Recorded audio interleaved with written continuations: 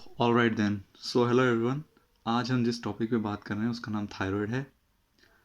तो thyroid basically ये एक ग्लैंड है जिसे हिंदी में ग्रंथि कहते हैं।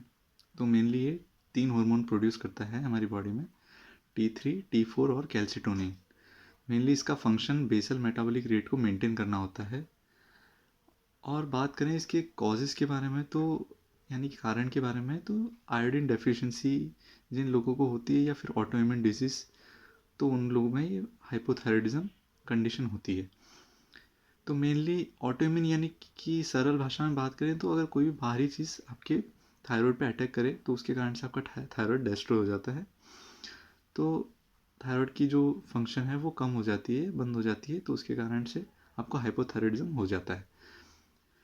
सिम्टम्स की बात करें तो मेनली इसमें सडन वेट गेन, अचानक से आपको वज़न आपका बढ़ने लग जाता है, आपकी जो त्वचा है ड्राई स्किन हो जाती है, आपको फेस पे स्वेलिंग हो जाती है, आपको ठंड लगने लग जाती है, आपको इरिटेबिलिटी हो जाती है, आपको मूड स्विंग्स, आपको डिप्रेशन हो जाते हैं, आपको कॉन्स्टिपेशन हो जाता है, आपके अगर आप फीमेल है तो आपको पीरियड्स इरेगुलर आने लग जाते हैं। तो ये सारे सिम्टम्स हाइपोथायराइडिज्म को इन्फ्लुएंस करते हैं।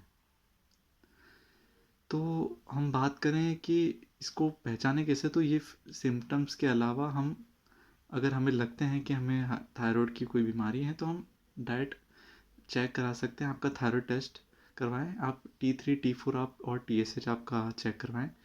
अगर आपको थायराइड की बीमारी होगी, हाइपोथायराइडिज्म होगा, तो आपका T3, T4 लेवल डाउन होगा और TSH जो लेवल है वो आपको इंक्रीज दिखाया जाएगा।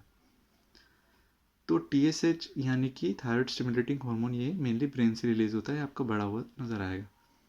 अब बात करते हैं कि ट्रीट कैसे करें। तो मेनली पहली बात तो आप ये समझिए कि ये कोई जो हम मेडिकेशन प्रोवाइड कर रहे हैं वो बेसिकली ये समझिए कि जो आपकी बॉडी रिक्वायर पूरी नहीं कर पा रही है वो आपको बाहर से सप्लाई हो रही है। तो ये कोई मेडिकेशन रूप में नहीं है, आप हॉर्मोन्स के रूप में समझिए इसे। तो आपको लीवोथायरोक्सिन दिया जाता है, वो कि 12.5 से 120 के करीब, आपको डिपेंड है आपकी कंडीशन कैसी, उस हिसाब से दिया जाता है।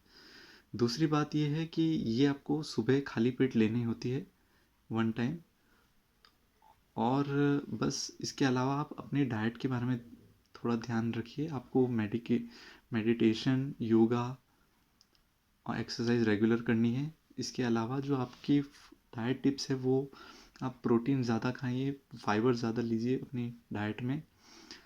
और ये जो प्रोटीन है वो आप शाम में ना लीजिए। शाम में इसे अवॉइड करने के लिए कह रहा हूँ, क्योंकि आप इसके कारण से आपकी जो डाइट की जो डाइजेस्ट प्रोसेस होता है वो स्लो हो जाता है, तो ये दिक्कत कराता है आपको। इसके अलावा आप, अगर कुछ लोग कहते हैं कि जो ये गोइट्रोजेनिक फूड है ये ना लें, तो इसमें कोई दोहरा नहीं है, बट आप इनकी फ्रिक्वेंसी, इनकी जो क्वांटिटी है वो कम रखिए, तो जिसके कारण से आपको हॉर्मोन्स में कोई डिस्टर्बेंस नज़र नहीं आएगी। तो यही थे कुछ बातें जो आपको ख्याल रखने चाहिए। ये डिपेंड होता है, वेट लूज करना, जो लूज होते हैं लोगों के, वो डिपेंड करता है अकॉर्डिंग टू एज, और कॉम्प्लिकेशंस अगर ना हो, और डिपेंड है बॉडी की कंडीशन कैसी है। बाकी कोई दिक्कत नहीं है, सबको अपना अपना वेट लूज दिखने लग जाता है अगर आप अपने प्रॉपर डाइट और एक्सरसाइज रेगुलर करते हैं।